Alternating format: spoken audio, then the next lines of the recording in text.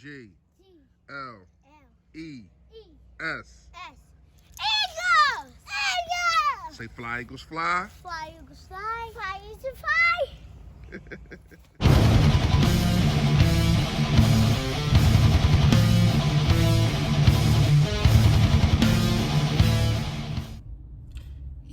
Yo, that man, you know who it is, you know what it is, your boy Philly Fresh, aka the General, also a fourth for the Better Bird podcast. If you have not done it, please make sure you hit that sub button right down there. I appreciate it. And also, hit the like, hit the share button, comment below, let me know how you feel. Come on, man, sharing is caring. I keep telling y'all that. Listen, stop it. Stop it. Do not fall for it, y'all. Where are we getting this money from? And I know y'all know what I'm talking about. I know y'all see the thumbnail. I know y'all see the title. It's not happening. Like, we barely got under the cap. So how in the hell is we going to pay him?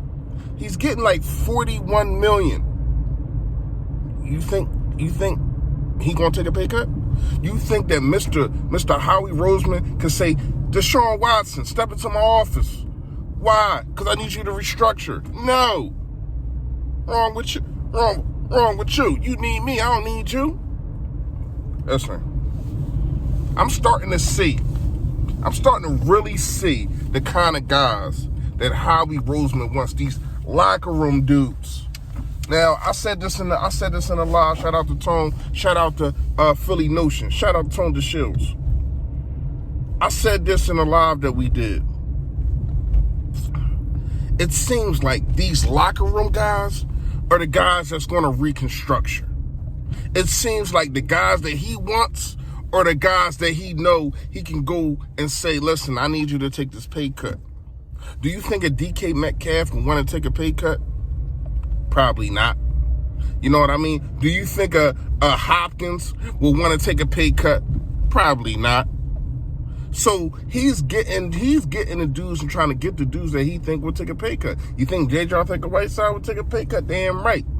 He need to pay us to be on the damn team. Tell you the truth. So I'm starting to see what this locker room situation is. The kind of guys that he wants. It's not predicated on talent. It's predicated on if I can manipulate you or not.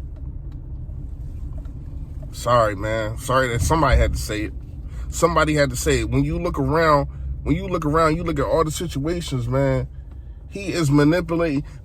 He is not just manipulating the cap. He's manipulating these players and telling them we're going to pay you. The same thing he tried to do with Zach Ertz. Now you're telling Zach Ertz to go find his own freaking trade. Anyway, man. Back to Watson. Sorry, y'all. Sorry. I have not. See, I don't really watch my other Eagles content creators. Shout out to all of them. I mean, doing a hell of a job. Seriously, doing a hell of a job, man. We give y'all content every single day. You know what I mean? So shout out to them. But I don't really get to sit down and watch like any videos or any of that until nighttime. You know what I mean? So I have not seen anybody's video, but I'm pretty sure most of them are saying what I'm saying because they're intelligent and they know. Like, it's for one thing to really be considered and just to be linked to a player. Like, I don't think there's really any consideration of getting Deshaun Watson. But I do believe if you just say them two words, that's all it takes. The media gonna blow up. What, we get Deshaun Watson, yada, yada, yada. Now, I'm not gonna lie to you. If there's some way that you can do it, I do not know how. I ain't got no problem with it. He would have the best offensive line that he ever had. His weapons gonna take a dive, even though last year he did lose Hopkins, but he still had Cooks and he still had Fuller. And both of them is better than every wide receiver that we have on our roster. Both of them. So the run game would be better. Defense would be better. Houston defense I don't know what happened to their defense, but so I think he would be a better player overall playing for the Philadelphia Eagles mainly because of the offensive line. Like I said, the wide receivers going to take a dip, but it's not like the wide receivers are trash. They just not the two guys that he had before. But I don't see it. I'm sorry, I don't see it, man. And the more and more we talk about it, the more and more that it's gonna get pushed out there, and the narrative is gonna change and all that. So what I'm gonna say right now is, I do not see it happening at all, not even a little bit. Sixers talk. Sixers went against the top, and that's crazy. I didn't even notice till yesterday. Sixers went against the top defense in all the NBA.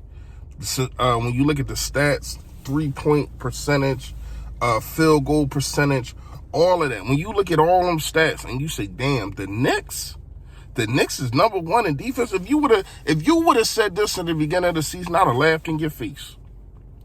But then again, you gotta look at their coach, Tom Thibodeau. What does he do? What is he predicated on? What is he known for? I mean, over there with the Bulls and all that, yeah, known for defense. The Bulls was number one in defense when Derrick Rose got the MVP. So yeah. When you look at the coach, you're like, okay, that's the coach that he bringing over there. And I ain't gonna lie, shout out to them. But they couldn't get the job done. Shout out to Tobias Harris. I get it. I see people on Twitter grinding him up, saying he made it about him. I hear people on the radio saying Tobias Harris made it about him, saying he's an all-star, yada, yada, yada. You have to understand and take in account of who he was facing and why he said and did what he did. And also he knew that the guy over there in Randall was already yapping, saying he wasn't an all-star and all that, right?